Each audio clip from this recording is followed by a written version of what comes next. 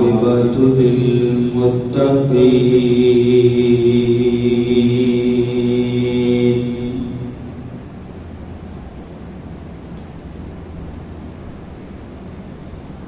والصلاة والسلام على سيد الرسل محمد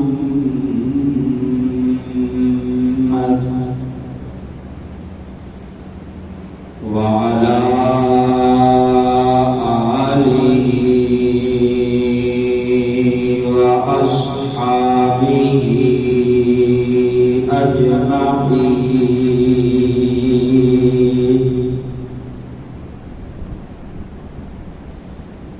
أما بعد فأعوذ بالله من الشيطان الرجيم. بسم الله الرحمن الرحيم.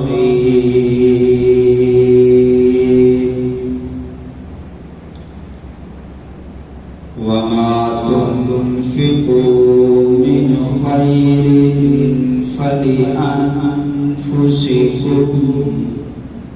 وما تنفقون إلا ابتغاء وجه الله وما تنفقوا من خير يوفى إليكم وأنتم لا تظلمون.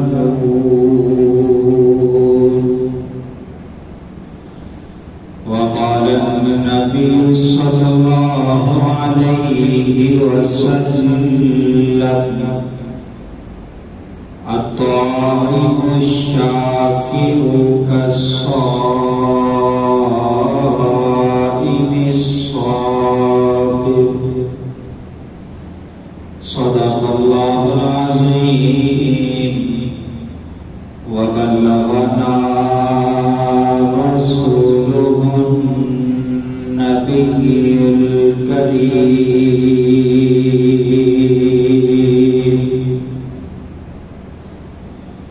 ونحن على ذلك لمن الشاهدين والشاكرين والحمد لله رب العالمين.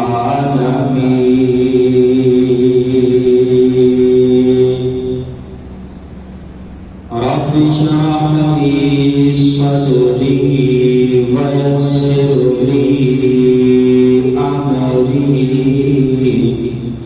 واحلل عقدة من لساني يفقهوا قولي.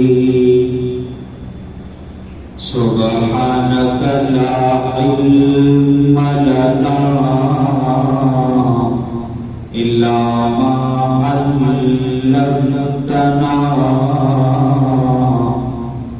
اللهم لا علم لنا إلا ما علمتنا إنك أنت العليم الحكيم. إن الله وملائكته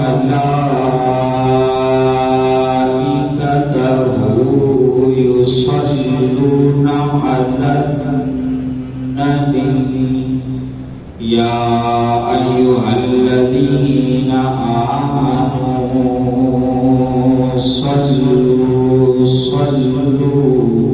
صلوا عليه وسلموا تسليما. اللهم صل على محمد وعلى آل محمد كما صليت على إبراهيم وعلى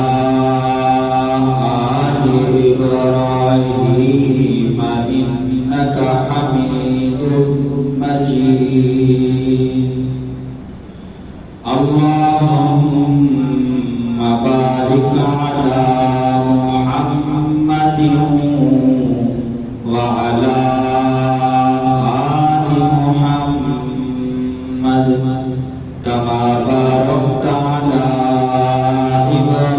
إبراهيم وعلى آل إبراهيم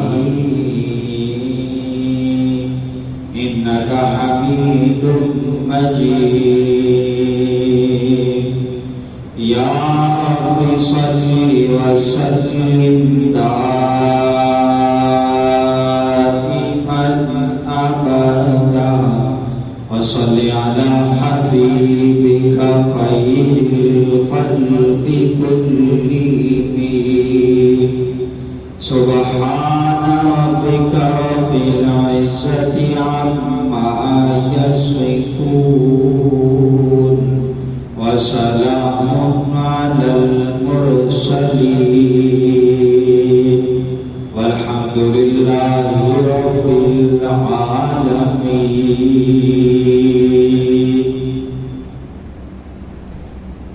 معزز سامعین اور بزرگان محترم، انفاق فی سبیل اللہ کے راستے میں اپنا مال خرچ کرنا یہ دین اسلام کا ایک شعبہ ہے اور باعث اجر و ثواب ہے، باعث دفع مشقات ہے اور پریشانیوں کا حل، مصیبتوں کا حل ہے اور انسان کے بلندی درجات، رفع درجات کا سبب ہے۔ وقتاً فوقتاً اس موضوع پر مختلف جمعوں کی حاضری میں بات ہوتی رہتی ہے، تو آج بھی اسی عنوان پر نبی کریم صلی اللہ علیہ وسلم کے فرامین اور قرآن کریم کی آیات بینات سے آپ کے سامنے اس کی اہمیت اور فضیلت کو واضح کروں۔ معزز سامعین، یہ بات روز روشن کی طرح عیاں ہے کہ جب نبی کریم صلی اللہ علیہ وسلم نے اسلام کی تبلیغ شروع کی تو اسلام مکہ کی سرزمین سے، اور جب مدینہ میں آئے تو مدینہ کی سرزمین سے اطراف میں پھیلا۔ اس کی روشنی نے ارد و گرد کو منور کیا، آس پاس کے لوگ اس سے فیضیاب ہوا، اور جب انہیں نبی کریم صلی اللہ علیہ وسلم کا مقام، آپ کا مرتبہ سمجھ میں آیا تو ارد گرد سے لوگ پیغمبر علیہ السلام کی زیارت کے لیے بھی آتے اور پیغمبر علیہ السلام سے دین کی تعلیم و تبلیغ کے لیے بھی آتے تاکہ آپ سے دین سیکھ کر اپنے علاقے کنبے اور قبیلے میں دین کی شمع کو روشن کیا جائے اور لوگوں کو اس سے روشناس کروایا جائے۔ انہی قبائل میں سے ایک قبیلہ تھا، قبیلہ بنو سعد۔ قبیلہ بنو سعد کے سردار، ان کا نام تھا حضرت قیس بن عاصم رضی اللہ تعالی عنہ۔ بڑے امیر صحابہ کرام میں سے تھے، رئیس تھے اور اپنے قبیلے کے سردار تھے۔ اللہ نے بڑی دولت اور بڑے مال سے نوازا۔ جب اسلام قبول کیا تو روایت کرتے ہیں کہ میرے دل میں یہ خیال آیا کہ میں بھی نبی کریم صلی اللہ علیہ وسلم کی زیارت کے لیے آپ کی مجلس و محفل میں تشریف لے جاؤں۔ پیغمبر علیہ السلام کی مجلس، آپ کی محفل جیسے سجی ہوتی تھی، صحابہ کرام بیٹھے ہوتے تھے، ایسے ہی پیغمبر علیہ السلام کی محفل و مجلس سجی ہے کہ حضرت قیس بن عاصم رضی اللہ تعالی عنہ پیغمبر علیہ السلام کی قدم بوسی کے لیے تشریف لاتے ہیں۔ جب حضور ان کو دور سے دیکھتے ہیں تو آپ ارشاد فرماتے ہیں وہ دیکھو آ رہا ہے اپنے اہل وبر کا سردار، ھذا رجل سید اہل وبر، اہل وبر کا سردار وہ دیکھو آ رہا ہے۔ اہل وبر کا کیا مطلب ہے؟ اہل وبر کہتے ہیں دیہاتیوں کو، وہ دیکھو دیہاتیوں کا سردار آ رہا ہے۔ اصل میں جو لفظ وبر ہے اس کا مطلب یہ ہے کہ بالوں سے خیمہ تعمیر کرنا۔ جیسے ہمارے ہاں دیہاتوں میں مٹی سے گھر بنائے جاتے ہیں تو اس دور کے اندر شہروں کے اندر تو مٹی کے گھر بنائے جاتے تھے اور دیہاتوں میں لوگ اونٹ کی کھال سے بنے ہوئے خیموں کے اندر رہتے تھے۔ تو چونکہ وہ دیہاتی لوگوں کے سردار تھے تو آپ نے فرمایا ھذا رجل سید اہل وبر، اور جو شہر والے تھے ان کو کہہ لیتے اہل مدد، یعنی مٹی والے، مٹی کے گھروں میں رہنے والے۔ جس طرح ہم کہتے ہیں کہ شہر میں لوگ پکے مکانات میں رہتے ہیں، اب تو دیہاتوں میں بھی پکے مکانات بنتے ہیں۔ کچھ عرصہ پیچھے چلے جائیں تو دیہاتوں میں مٹی کے مکانات ہوا کرتے تھے، اب بھی کئی دیہات ایسے ہیں جہاں پہ مٹی کے مکانات بنائے جاتے ہیں۔ تو پیغمبر علیہ السلام نے اپنے اس لفظ سے ایک تعلیم یہ دی، جیسے حضور کی روایت آتی ہے انزل الناس منازلہم، لوگوں کو ان کے مرتبے کے مطابق بلاؤ، یعنی جس بندے کا جو مرتبہ ہو اس کو وہ حیثیت اور مرتبہ دو۔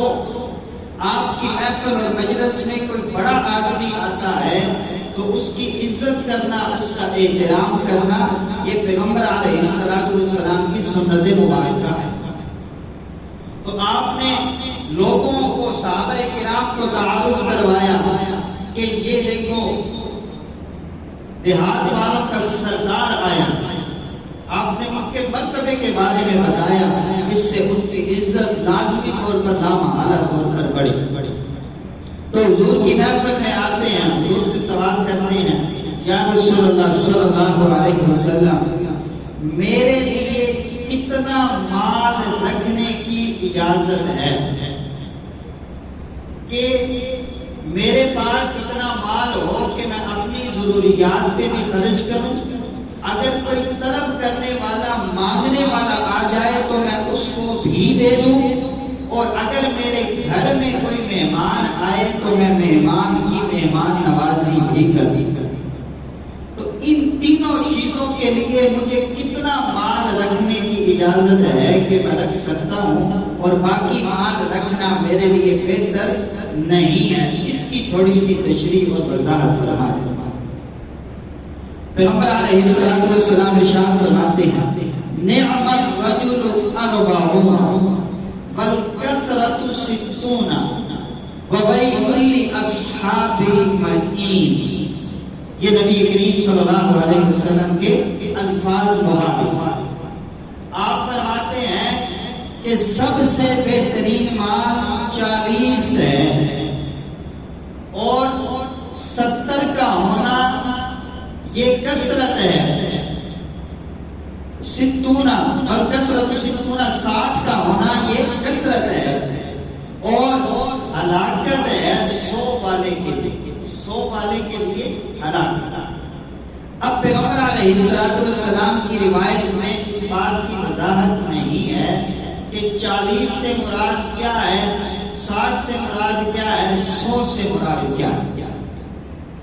اس پر محدثین نے یہ لکھا ہے کہ اس دور کے اندر لوگوں کے پاس درہم و دنانیر کم ہوا کرتے تھے، لوگوں کے پاس درہم و دنانیر کم ہوا کرتے تھے، تو لہذا اس روایت سے درہم و دنانیر مراد نہیں ہوگی، اور مال، جانور، بکریاں، بھیڑیں اور اونٹ، یہ دیگر چیزیں کثرت سے ہوا کرتی تھیں، اور اکثر لوگوں کی گزر اوقات انہی چیزوں پہ ہوا کرتی تھی۔ کسی نے کوئی چیز خریدنی ہے، انہی کا دودھ دو لیا اور وہ بیچ کر اپنی ضرورت کو پورا کر لیا، کوئی جانور ہے اس کو بیچ کر اپنی اپنی ضرورت کو پورا کر لیا، اور اگر کوئی مہمان آ گیا گوشت کے لیے بکری کو ذبح کیا اور اپنی ضرورت کو پورا کر لیا۔ کچھ عرصہ تک ہمارے یہاں دیہاتوں میں بلکہ اب بھی کئی جگہ پر اکثر گزر اوقات لوگوں کی انہی جانوروں پہ ہوتی ہے۔ آگے جو روایت کے الفاظ آ رہے ہیں ان سے بھی یہ پتہ چلتا ہے کہ یہاں پر 40، 60 اور 100 سے مراد بکریاں، یعنی آپ نے یہ ارشاد فرمایا کہ نعم المال 40، اچھا مال ہے 40، یعنی 40 بکریاں رکھنا، اور جس کے پاس 60 ہوں تو گویا کہ یہ تو بہت مالدار ہے، اور جس کے پاس 100 ہوں آپ نے فرمایا 100 والے کے لیے ہلاک کرنا۔ تو اب پیغمبر علیہ السلام نے کم سے کم مال رکھنے کے بارے میں بتایا کہ 40 بکریاں تم رکھ سکتے، اگر 60 ہوں تو بھی بہتر ہے، اگر 100 ہوں گی تو پھر 100 والے کے لیے ہلاک کرنا۔ اب اس روایت سے کیا نصیحتیں حاصل ہوتی ہیں وہ تو بعد میں ڈسکس کرتے ہیں، پہلے یہ روایت مکمل کرتے ہیں۔ تو وہ جو صحابی رسول تھے حضرت قیس بن عاصم رضی اللہ عنہ، انہوں نے روایت کو سنا، آپ نے فرمایا کہ ہاں 100 والا آدمی اس کے لیے ہلاکت نہیں ہے اگر وہ اپنے مال میں سے خرچ کرتا ہے، صدقہ کرتا ہے، اپنا دودھ لوگوں کو پینے کے لیے، جانوروں کا دودھ پینے کے لیے دیتا ہے، اور اپنے مال سے خود بھی کھاتا ہے، اور قانع والمعتر، اور غریب آدمی کو بھی اپنے مال میں سے کھانے کے لیے دیتا ہے۔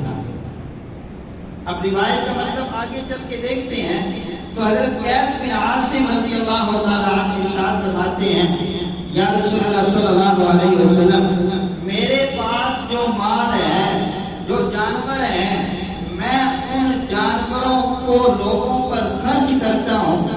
کوئی بندہ میرے پاس آ جائے تو اس کو موٹا فربا نوجوان قسم کا جانور دیتا ہوں۔ آپ نے فرمایا دودھ کا کیا کرتے ہو؟ فرمایا دودھ بھی لوگوں کو پینے کے لیے دیتا ہوں۔ پھر پوچھا حاملہ اٹھنے کا کیا کرتے ہو؟ فرمایا یا رسول اللہ کوئی آ جائے رسی لے کے تو میں کہتا ہوں جو جانور تم یہاں سے لے کے جانا چاہو لے کے جا سکتے۔ یہ ان صحابی کے الفاظ، یہ پیغمبر علیہ السلام کی روایت تھی۔ یہ صحابی حضرت قیس بن عاصم جو اپنے قبیلے کے سردار تھے حضور کے پاس سے چلے جاتے۔ جب ان کے انتقال کا وقت قریب آیا تو انہوں نے اپنے بیٹوں کو نصیحت کی۔ 4 نصیحتیں انہوں نے اپنے بچوں کو کی۔ پہلی نصیحت یہ، آپ نے فرمایا میرے بچوں جب میں مر جاؤں، میرا انتقال ہو جائے، میرے مرنے پر نوحہ کناہ نہیں ہونا، رونا پیٹنا نہیں ہے۔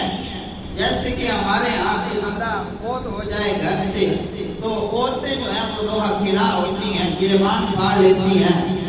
پیغمبر علیہ السلام نے اس سے منع فرمایا، لہذا تم نے میرے مرنے پر نوحہ کناہ نہیں ہونا۔ زمانہ جاہلیت میں یہ لوگ نوحہ کناہ ہوتے تھے، روتے تھے، اس لیے اپنے بچوں کو خصوصی نصیحت کی، اور ساتھ میں فرمایا کہ جن کپڑوں کے اندر میں نماز ادا کرتا ہوں انہی کپڑوں میں مجھے دفن کر دینا۔ اب تو ہم شلوار قمیض پہنتے ہیں، اس وقت کا جو لباس ہوتا تھا وہ احرام ٹائپ کا ہوتا تھا، جس طرح کا کفن ہوتا ہے تقریباً اس سے ملتا جلتا، ایک چادر اوپر لے لی اور ایک چادر جو ہے وہ نیچے باندھ لی، تو اس طرح کا لباس ہوتا تھا۔ تو اپنے بچوں کو نصیحت کی کہ مجھے کفن دینا اس لباس سے، اور تیسرے نمبر پہ فرمایا میرے بچوں بڑوں کی بڑائی کو سمجھنا، بڑوں کو بڑا سمجھنا مطلب کیا؟ اگر بڑوں کو بڑا سمجھو گے تو میری کمی محسوس نہیں کرو گے۔ آدمی کا والد دنیا سے چلا جائے، چچا ہے، ماموں ہے، خالو ہے، محلے والے بڑے ہیں، تو ان کا ایک تجربہ ہوتا ہے، انہوں نے دنیا میں ایک وقت گزارا ہوتا ہے۔ تو اپنے بچوں کو نصیحت کی کہ پیارے بچوں تم نے جو ہے وہ اپنے بڑوں کو بڑا سمجھنا ہے، ان کی نصیحتوں کو، ان کی باتوں کو ماننا ہے، تسلیم کرنی۔ اور چوتھی نصیحت یہ فرمائی کہ میرے بچوں، کسی بندے کے سامنے اپنا ہاتھ نہیں پھیلانا، کیونکہ ہاتھ پھیلانا یہ آخری درجہ ہوتا ہے جب بندے کے پاس کچھ نہ رہے، چاروں طرف اندھیرا ہو، پھر ہوتا ہے کسی کے سامنے ہاتھ پھیلا کے قرض مانگا جاتا ہے یا مدد مانگی جاتی ہے۔ ایسا نہیں کرنا۔ اور یہ حضور کی روایت بھی ہے کہ جس کو مانگنے کی عادت پڑ جاتی ہے اس کی ساری زندگی محتاجی ختم نہیں ہوتی۔ جس بندے کو مانگنے کی عادت پڑ جائے اس کی محتاجی ساری زندگی ختم نہیں ہوتی۔ امام بخاری رحمۃ اللہ علیہ نے یہ حدیث ذکر کی ہے اور ان کا صحابی کا یہ تعارف اپنی روایت کے اندر پیش کیا۔ اب ساری روایت آپ کو سمجھ میں آ گئی۔ اب اس روایت کے اندر دو چار نصیحتیں ہمارے لیے ہیں جو حضور نے ارشاد فرمایا، اس میں کیا حکمتیں ہیں، کیا پوشیدہ ہے، وہ اس روایت سے ہم نکال دیں۔ پہلی نصیحت جو اس روایت سے حاصل ہوتی ہے وہ یہ ہے کہ انسان کا مال جمع کرنا توکل کے منافی نہیں ہے۔ انسان کا مال جمع کرنا، مال ضرورت کے لیے اپنے پاس رکھنا، یہ توکل کے منافی نہیں ہے۔ اگر توکل کے منافی ہوتا تو حضور فرماتے بھائی قیس بن عاصم ایک دن کا رکھ لو، دوسرے دن اللہ دے گا۔ آپ نے فرمایا 40 بکریاں تمہارے لیے رکھنے کی گنجائش ہے، تو 40 بکریاں اگر آج کے دور میں 30,000 کی بکری لگائیں تو 4 3 12، یہ بھی کافی اماؤنٹ بنتی ہے، 12 لاکھ کے قریب۔ 50,000 لگائیں تو 20 لاکھ کے قریب، تو اتنی اماؤنٹ 5 6 7 8 9 10 لاکھ روپیہ اگر کوئی بندہ اپنی ضرورت کے لیے رکھتا ہے، اسٹور کرتا ہے، تو شریعت کے اندر اس کی گنجائش ہے، بشرطے کہ وہ اس مال کا حق بھی ادا کرتا۔ اب کوئی یہ کہے کہ پیغمبر علیہ السلام تو سارا خرچ کر دیا کرتے تھے اور آپ کہتے ہو یہ توکل کے منافی نہیں۔ دیکھیں حضور کا ایک بہت بڑا درجہ ہے، آپ توکل کے اعلیٰ مرتبے پر فائز تھے، آپ کا بہت مقام و مرتبہ ہے خرچ کے اعتبار سے۔ آپ نے خود تو سارا خرچ کیا ہے، لیکن اہل ایمان کو سب مشقتیں خود برداشت کی ہیں۔ اہل ایمان کو اجازت دی ہے کہ اپنی ضرورت کے لیے کچھ نہ کچھ تم جمع کر سکتے۔ اسی طرح جو ازواج مطہرات تھی، پیغمبر علیہ السلام پورے سال کا خرچہ اپنی ازواج مطہرات کو دے دیا کرتے ایک ہی وقت میں، اور 50 لاکھ درہم تک بھی روایات کے اندر آتا ہے آپ اپنی ازواج مطہرات کو فی کس خرچہ دیتے تھے۔ لیکن ان کے پاس آیا، جیسے ہی آیا سارے کا سارا مال اللہ کے راستے میں خرچ کر دیا۔ ان کی بھی یہی ترتیب تھی، حضور کی بھی یہی ترتیب تھی، کیونکہ وہ حضور کے گھر میں رہتے تھے۔ پیغمبر علیہ السلام صحابہ کرام کی امامت کے لیے مسلے پہ کھڑے ہوتے ہیں، مسلے پہ تشریف فرمائے، پیچھے اقامت پڑھی جاتی ہے، اقامت مکمل ہوتی ہے۔ جیسے ہی اقامت مکمل ہوتی ہے، پیغمبر علیہ السلام مسلے کو چھوڑتے ہیں اور اپنے گھر تشریف لے جاتے ہیں۔ تھوڑی دیر گزرتی ہے، پیغمبر علیہ السلام واپس تشریف لاتے ہیں اور اپنی نماز کو مکمل کرتے ہیں۔ جب نماز مکمل ہوتی ہے، صحابہ کرام سوال کرتے ہیں، یا رسول اللہ کیا ہوا؟ کیا وحی کا نزول ہوا کہ آپ نے اقامت مکمل ہوئی، آپ نے مسئلہ چھوڑا، آپ اندر گھر میں تشریف لے گئے؟ پیغمبر علیہ السلام ارشاد فرماتے ہیں، میرے گھر کے اندر کچھ درہم و دنانیر موجود تھے، میرے گھر کے اندر کچھ درہم موجود تھے، مجھے یہ گوارا نہ ہوا کہ میرے دل کا اختتام اس حالت میں ہو کہ میرے گھر کے اندر کچھ رقم موجود ہو، اس لیے میں نے وہ درہم و دینار اٹھائے اور غرباء میں تقسیم کر دیے، اور تقسیم کرنے کے بعد میں نے آ کر نماز مکمل کی۔ تقسیم کرنے کے بعد پھر آپ نے آ کر نماز مکمل کی۔ حضور کا معمول تو یہ تھا کہ ایک درہم بھی اگر گھر کے اندر موجود ہے، باقی ہے، تو پیغمبر علیہ السلام نماز بھی نہیں پڑھا رہے، پہلے اس کو خرچ کر کے آتے ہیں، پھر آگے آپ نماز پڑھتے ہیں۔ تو حضور نے سارا مال اس طرح سے خرچ کیا، اپنے گھر میں کچھ بھی باقی نہیں رکھا۔ لیکن قرآن کی تعلیم ہے، اللہ نے یہ سکھایا ہے جو تمہارے پاس زائد مال ہو، بچا ہوا مال ہو، ضرورت سے پڑا ہوا مال ہو، اس کو اللہ کے راستے میں صدقہ اور خیرات کرو۔ صحابہ کرام پیغمبر علیہ السلام کے پاس آتے ہیں اور آ کر سوال کرتے ہیں، یا رسول اللہ صلی اللہ علیہ وسلم، ہم اللہ کے راستے میں کون سا مال خرچ کریں؟ پیغمبر علیہ السلام کے جواب دینے سے پہلے وحی کا نزول ہوتا ہے۔ اللہ رب العزت ارشاد فرماتے ہیں، یسألونک ماذا ينفقون،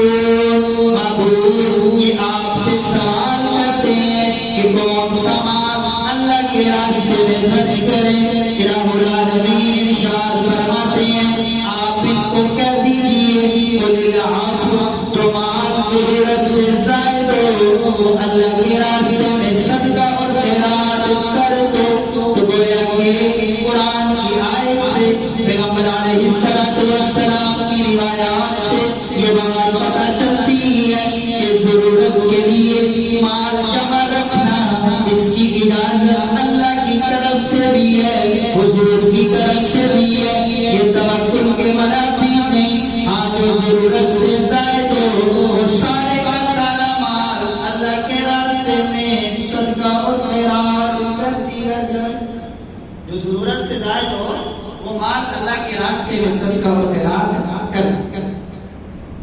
اب جب آپ نے فرمایا کہ 40 والے کے لیے مال بہتر ہے، 60 والے کے لیے مال بہت ہے، وَبَيْنُ أَصْحَابِ الْمَدِينِ 100 والے کے لیے ہلاکت ہے، لیکن ایسا 100 والا جو اپنے مال کا حق ادا کرتا ہے، مال میں سے عمدہ قسم کا مال اللہ کے راستے میں صدقہ اور خیرات کرتا ہے، اس کے لیے ہلاکت نہیں۔ تو پتہ یہ چلا، جس کے پاس مال کثرت کے ساتھ بھی موجود ہو، اگر وہ اللہ کے راستے میں صدقہ اور خیرات کرے تو اس پر کوئی وبال نہیں ہے۔ خود پیغمبر علیہ السلام نے ایسے لوگوں کا استثناء ہوگا۔ ہلاکت کن کے لیے ہے؟ مال کثرت کے ساتھ موجود ہے، نہ خود پہ خرچ کرتے ہیں نہ غرباء پہ خرچ کرتے ہیں۔ تو حضور نے فرمایا، آگے روایت کے اندر الفاظ آتے ہیں، پھر میں اس کی تشریح کرتا ہوں، کہ وہ اللہ کے راستے میں عمدہ مال خرچ کرنے والا ہو، دینے والا ہو، صدقہ اور خیرات کرتا ہو، اپنے جانوروں کا دودھ لوگوں کو پلاتا ہو، اگر اس کے پاس 100 کی بجائے 200 بھی ہوں تو پھر بھی اس پر کوئی گناہ نہیں ہے کہ مال کا وہ حق ادا۔ اب یہاں پر جو 100 والے کے لیے ہلاکت بیان کی ہے، وہ کیوں بیان کی ہے؟ وہ اس لیے بیان کی ہے کہ جس کے پاس مال کثرت کے ساتھ آتا ہے وہ بندہ تکبر کرنے لگتا ہے۔ تکبر اور مال دونوں لازم ملزوم ہیں۔ جس بندے کے پاس مال ہو، اگر وہ دین سے واقف نہیں ہے تو اس کے اندر تکبر لامحالہ طور پہ آتا ہے۔ جب تکبر آئے گا تو خود پسندی آئے گی، میں بڑا ہوں۔ جب خود پسندی آئے گی تو دوسروں کی حقارت دل میں آئے گی، یہ غریب ہے 500-600 کی جھاڑی لگا کے آتا ہے، میں بڑا، میرا ایک مقام ہے، پاس سے گزرتے ہوئے سلام لینا بھی گوارا نہیں کرے گا کہ میری آمدن بڑی زیادہ ہے، میری 4-5 دکانیں ہیں، گودام ہیں، میرے سٹور چلتے ہیں، فیکٹریاں چلتے ہیں، تو اس کو چاہیے کہ مجھے سلام دے۔ اس لیے حضور نے فرمایا کہ زیادہ مال اس شخص کے لیے ہلاکت ہے، تباہی۔ غریب کے پاس، جس کے پاس بیچارے کے پاس مال ہی نہیں ہے، رات کو پیسے نہیں ہے، سکون سے سوتا سوچتا ہے صبح کو اٹھتا ہے جی چلو دیہڑی لگ گئی تو گھر میں سودا آ جائے گا، نہ لگی تو اللہ جانے، اللہ پہ توکل اور بھروسہ ہے۔ جبکہ امیر آدمی کے لیے زکوٰۃ کتنی نکالنی ہے، فلاں فیکٹری کی، فلاں کارخانے کی، فلاں دکان کی، وہ فلاں حساب ایسے ایسے کرنا ہے۔ ادھر اتنا مشغول ہوا کہ نماز سے بھی غافل، روزوں سے بھی غافل، شریعت سے بھی غافل، تو اللہ کو بھلا بیٹھا۔ تو لہٰذا ایسے شخص کے لیے ہلاکت ہے۔ بہت کم لوگ ہوتے ہیں مال بھی ہے لیکن اللہ کی یاد بھی، مال بھی ہے نماز بھی ہے، مال بھی ہے روزہ بھی ہے، مال بھی ہے زکوٰۃ بھی ہے، مال بھی ہے غریب پروری بھی ہے، مال بھی ہے لوگوں کی حقارت بھی نہیں، مال بھی ہے تکبر بھی نہیں، مال بھی ہے شریعت پہ عمل بھی ہے، مال بھی ہے دل کے اندر کسی قسم کی بڑائی موجود نہیں ہے۔ لیکن زیادہ تر لوگوں کے لیے مال فتنہ بن جاتا ہے، تو حضور نے فرمایا کہ زیادہ مال ہلاکت کا سبب۔ اب یہ جو بندہ اللہ کے راستے میں مال خرچ کرتا ہے، حضور نے فرمایا عمدہ مال خرچ کرتا ہو۔ جیسے کہتے ہیں جو بھیڑ مر گئی ہے اس کو اللہ کے راستے میں صدقہ کر، پھٹے پرانے نوٹ، بعض دفعہ ہم دیکھتے ہیں گلے میں سے پھٹے پرانے نوٹ بھی نکل آتے ہیں، جو کہیں پہ نہیں چلتا وہ چلو جی مدرسے میں مسجد میں دے، یہ ہمارا حال ہے۔ یہ نہیں کہ نیا نوٹ ہے، بہت کم لوگ ہوں گے جنہوں نے بینک سے نئے نوٹ نکلوائے ہوں اور ایک دو نوٹ نکال کے مدرسے یا مسجد کے گلے میں ڈالے ہوں۔ کوشش کرتے ہیں ہم جو پرانے ہیں، جو اب دکاندار کے پاس جائیں گے تو وہ شرمندہ کرے گا، یار 10 کا نوٹ ہے تو تمہیں لے کے آگے سے سر چڑھ گیا۔ ہم کیا کرتے ہیں اٹھا کے گلے میں ڈالیں، یہ ہمارا۔ صحابہ کرام آیت نازل، اللہ کا قرآن کہتا ہے لن تنالوا البر حتى تنفقوا مما تحبون۔ اللہ کا قرآن نازل ہوتا ہے تم جب تک نیکی کو نہیں پا سکتے جب تک اپنا عمدہ مال، اعلیٰ مال، اچھا مال، جو مال دل کو لگے، جو مال دل کو بھائے، جو آنکھوں کو خوبصورت لگے، دیکھنے والا کہے یہ بڑا عمدہ مال ہے، یہ بڑا اچھا مال ہے۔ لن تنالوا البر حتى تنفقوا مما تحبون۔ مجھے اس سے بڑا پیار ہے، مجھے اس سے بڑی محبت ہے، یہ والی جو بکری ہے، یہ والی جو گائے ہے، یہ والا جو اونٹ ہے، میں نے سارا سال بڑی محنت سے اس کو پالا ہے، موٹا کیا ہے، اب کیسے اللہ کے راستے میں صدقہ اور خیرات کر دوں؟ اللہ نے ارشاد فرمایا تب تک نیکی کو نہیں پا سکتے جب تک عمدہ مال اللہ کے راستے میں صدقہ اور خیرات نہ کرو۔ صحابہ کرام نے جب اللہ کا یہ اعلان سنا تو جن چیزوں سے محبت تھی، جن چیزوں سے پیار تھا، وہ ساری اللہ کے راستے میں صدقہ اور خیرات کر دی۔ ایک صحابی کہتے ہیں مجھے اپنا یہ باغ بڑا پیارا ہے، بڑا محبوب ہے، میں نے اس کی بڑی محنت کی، وہ سارے کا سارا باغ اللہ کے راستے میں صدقہ اور خیرات کر دیا۔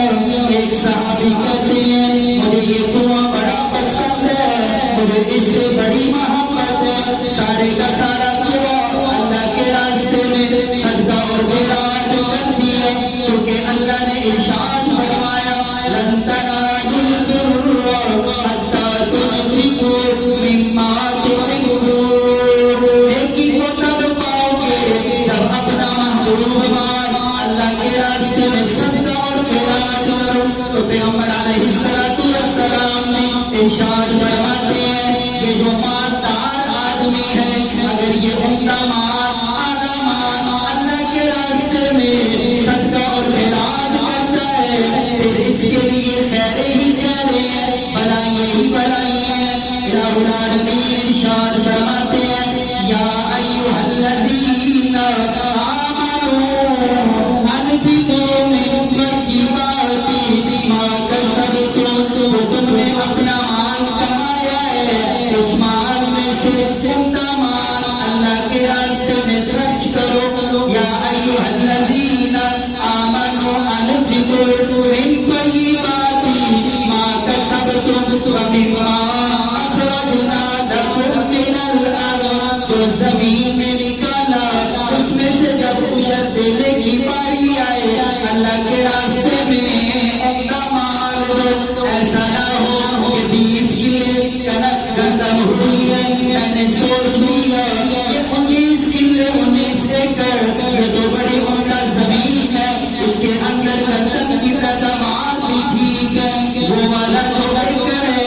کے اندر گندم کی پیداوار صحیح نہیں، وہ رتی مال ہے، غلط مال ہے، اس کو اللہ کے راستے میں صدقہ اور خیرات کرو۔ رب العالمین ارشاد فرماتے ہیں وَلَا تَيَمَّمُوا الْخَبِيثَ مِنْهُ تُنْفِقُونَ وَلَسْتُمْ بِآخِذِيهِ إِلَّا أَن تُغْمِضُوا فِيهِ۔ ایسا مال اللہ کے راستے میں نہ دو تو اگر تمہیں دیا جائے تو تم کو خود بھی لینا گوارا اور پسند نہ کرو۔ جب تم خود اس مال کو لینا گوارا نہیں کرتے، پسند نہیں کرتے، پھر وہ مال تم اللہ کے راستے میں کیوں دیتے ہو؟ ایسا مال تمہارے منہوں پہ مار دیا جاتا ہے کہ اللہ کے راستے میں خرچ کرنا ہے تو عمدہ مال خرچ کرو۔ عمدہ اور اعلیٰ قسم کا مال جو ہے وہ اللہ کے راستے میں اگر مالدار آدمی بھی خرچ کرتا ہے تو اس کے لیے بھی ہلاکت نہیں ہے، رسوائی اور ذلت نہیں ہے۔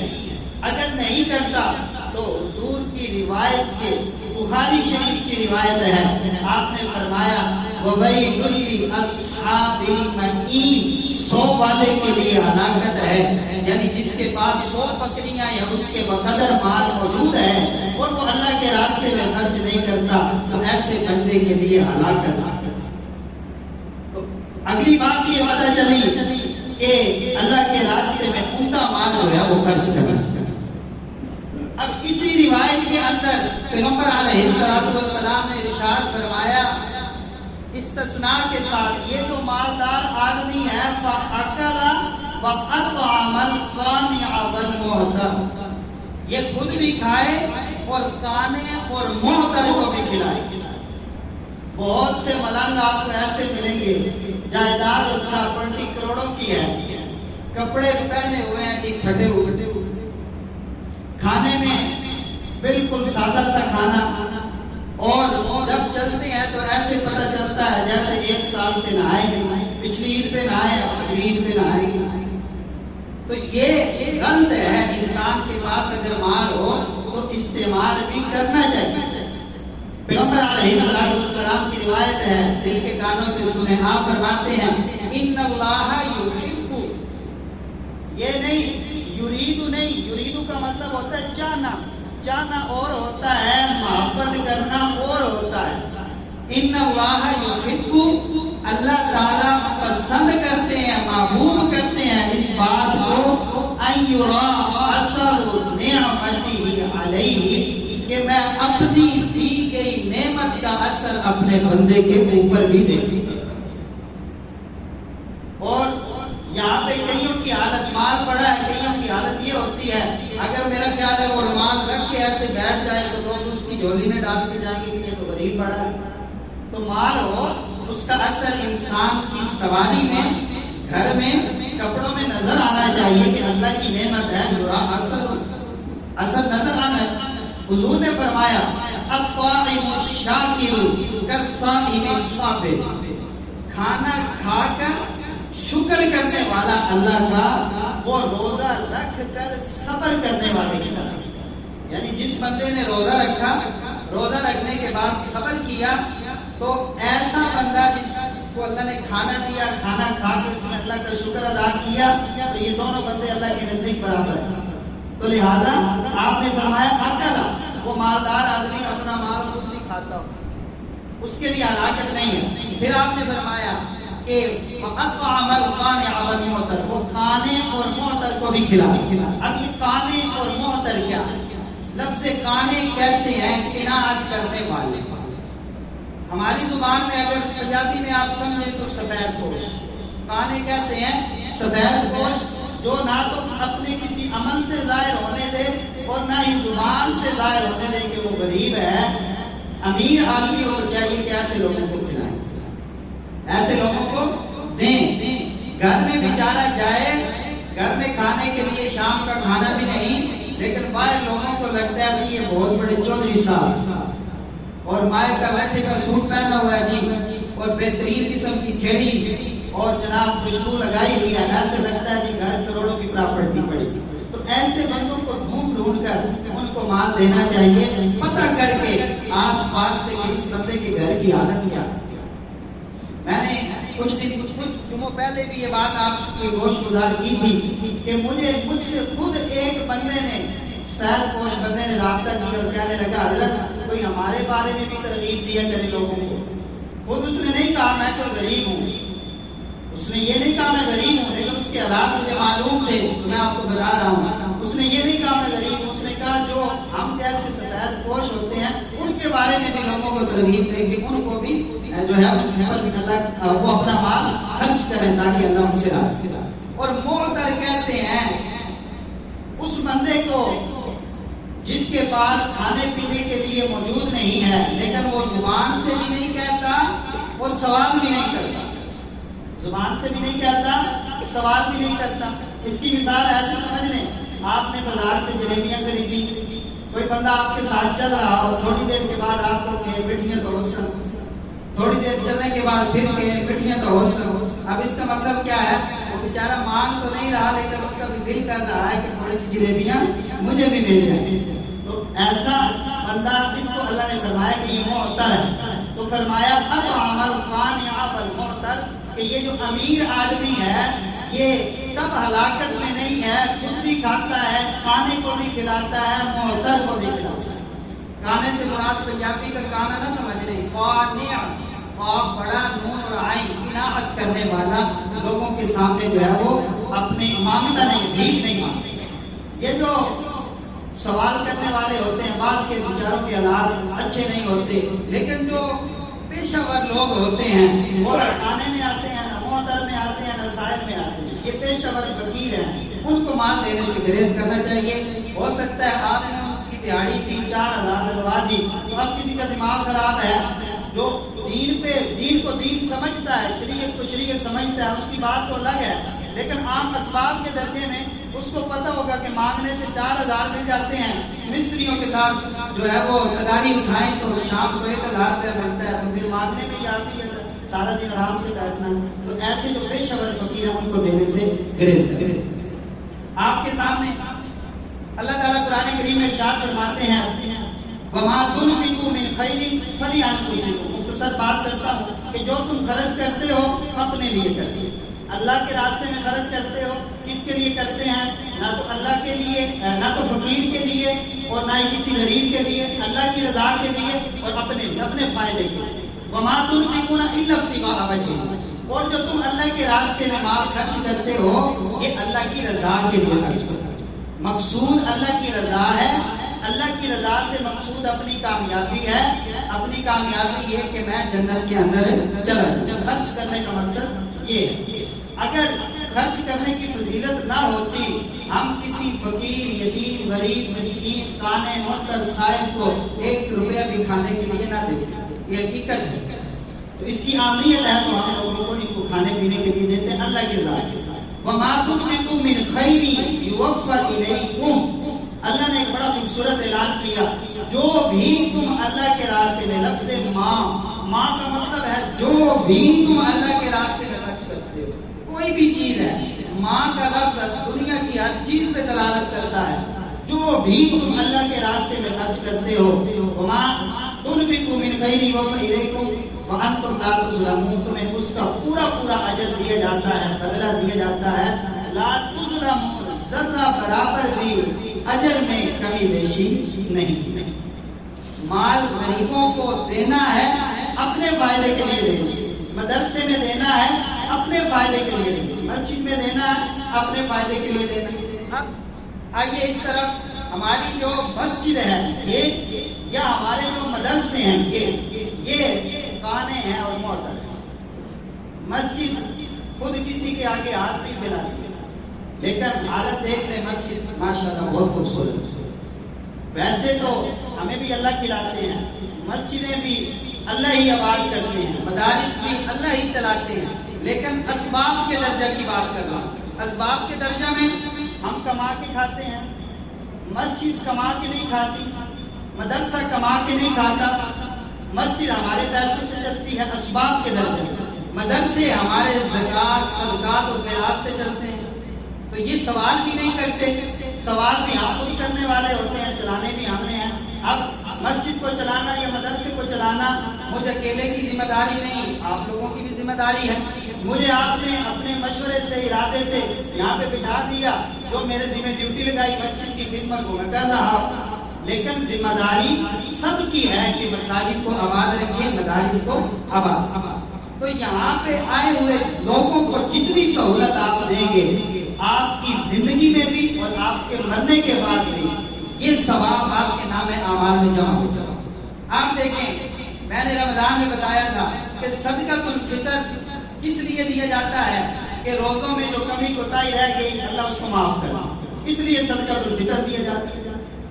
تو ہماری روزانہ کی عبادات میں جو کمیاں رہ جاتی ہیں، کوتاہیاں رہ جاتی ہیں، تو وہ کمیاں اور کوتاہیاں کیسے پوری ہوں گی، ان کی معافی کیسے ہوگی؟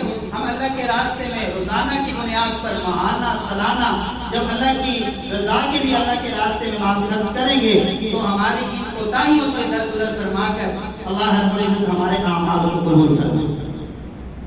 تو اب یہ ہماری مسجد ہے، الحمدللہ بڑا خوبصورت نظام اس کا چل رہا ہے، مسجد بھی بڑی خوبصورت ہے۔